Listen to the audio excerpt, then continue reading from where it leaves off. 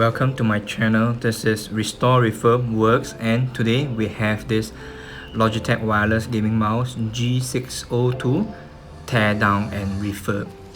So from the picture you can see that I have two of these mouses. One in fact is the shell only, the top and second part. So I intend to swap out the internals, so to refurb this to like brand new. So when I received this, right, you can see that the mouse skids are being removed before. On the corners are quite nice still. I guess the previous owner had changed this. No batteries, and yeah, this mouse itself has seen quite a bit of wear on the rubbery parts.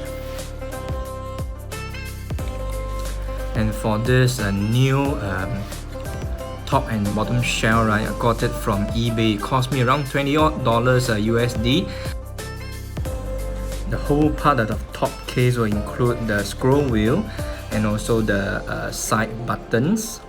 So the bottom part, right, it does not include the prism, the on-off button, the battery holder, and also the battery door. So now what we're gonna do is we're gonna locate the screws. So usually it's hidden underneath the skids. The reason why I found that this previous owner changed the skids is the one that I just removed is pretty stuck there.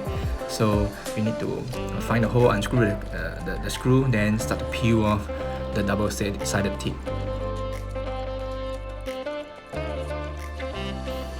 Fast forward, removing the screws is quite straightforward, and this one is quite an easy task for beginners if you like to explore into this. What I liked about it is for the older mouse, right, the batteries are replaceable AA. So any chances the battery is exhausted, you can just slap on one new one. Compared to the modern ones, they are this lithium pack, and they are fully sealed in, so it takes a while to get into it, and there's a specific battery pack that you can use. But overall, the advantages for battery packs is the whole mouse, the profile will be thinner.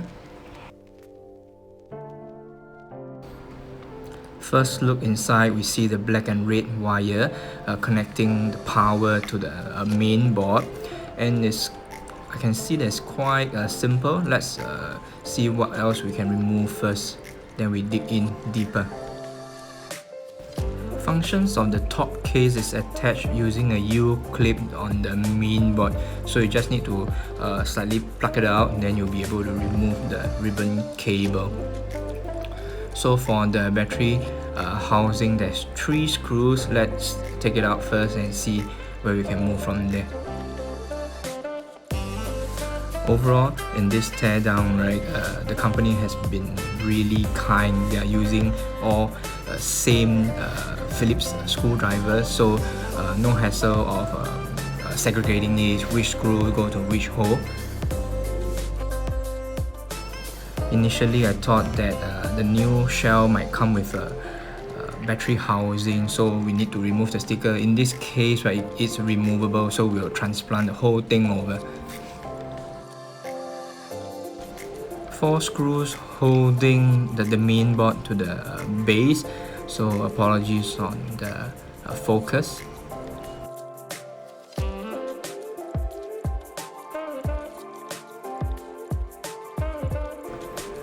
The board slides out easily, so do take note of the on-off button and also the prism. So usually there's a certain orientation that goes in, it doesn't go wrong. So you can see from the side case there's some rim. We don't have to bother to clean it because we're getting a brand new case. So for the old top shell, later on I'll be removing the screws and also the auxiliary board to keep as spare parts. We never know when you might need this odd pieces on your build. Moving on to the usual cleaning. For the plastic parts, right, I'll use IPA to do a general cleaning, removing the dust and grime. And however, for the board, right, I'll use a specific contact cleaner, spray on the brush, and clean off any flux residue found on the main board.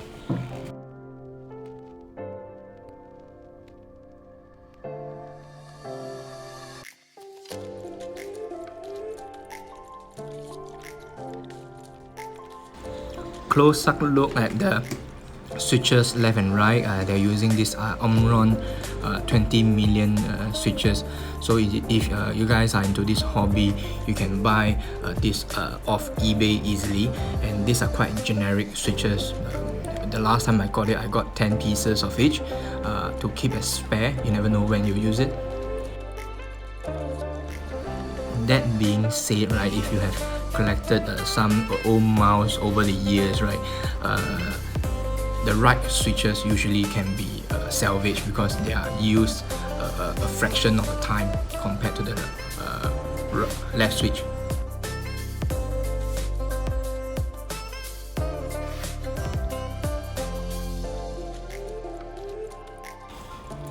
Moving on to assembly, the prism will be in first, then after which I miss out the power button.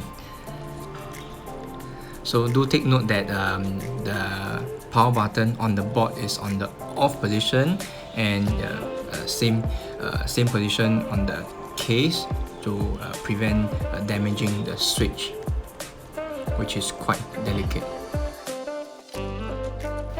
Making sure that the board sits properly on its feet, then giving a good press down, making sure it is snug and in place before putting on the 4 screws.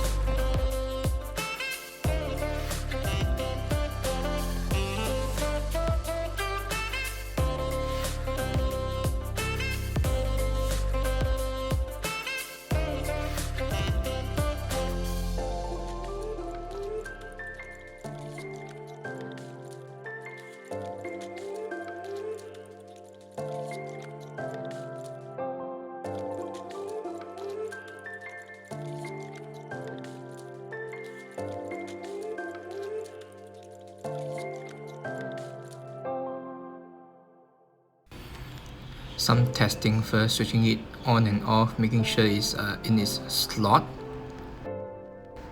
rather than after completing the full assembly then you find out that the switch doesn't work. Next we have the battery cage. It goes on easily, then we will plug in the power wires.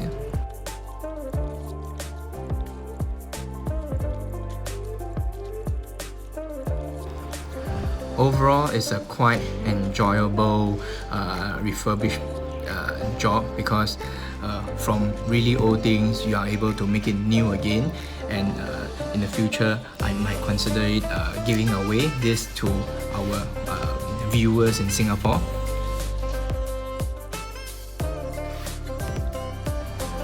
Attaching the ribbon cable to the main board, for some it might be intimidating, but after a few practices and analyzing which direction it goes on, it might be quite easy.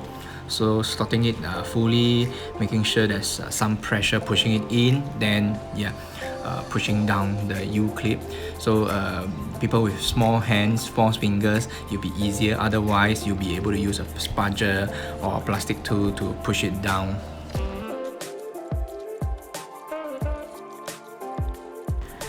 Moving towards the end of this assembly, if you have enjoyed the video, do smack on the like button. So to have more of such contents coming, do subscribe to my channel.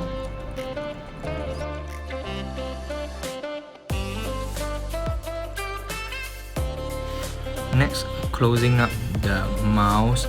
Unfortunately, it didn't get in frame, but do ensure that the ribbon cable doesn't get snagged up. Do be careful with it. Take another angle.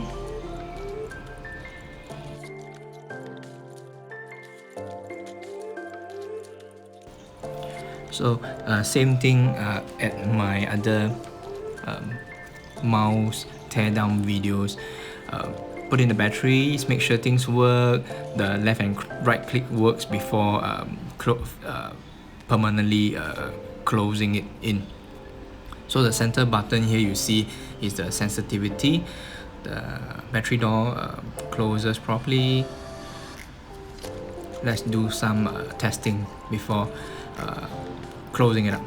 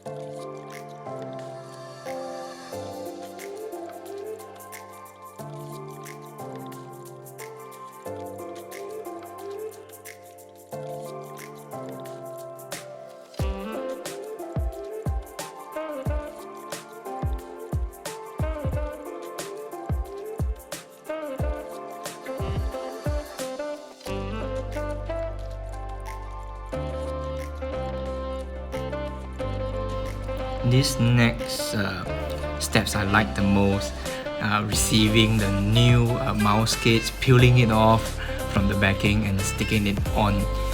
So it's such satisfaction.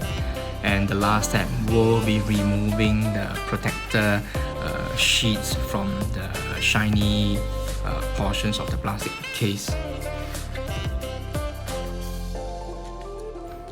For this skates, I got it also from eBay. It cost me around $6 USD for a set. These are made from PFE and the thickness is 1 mm thick.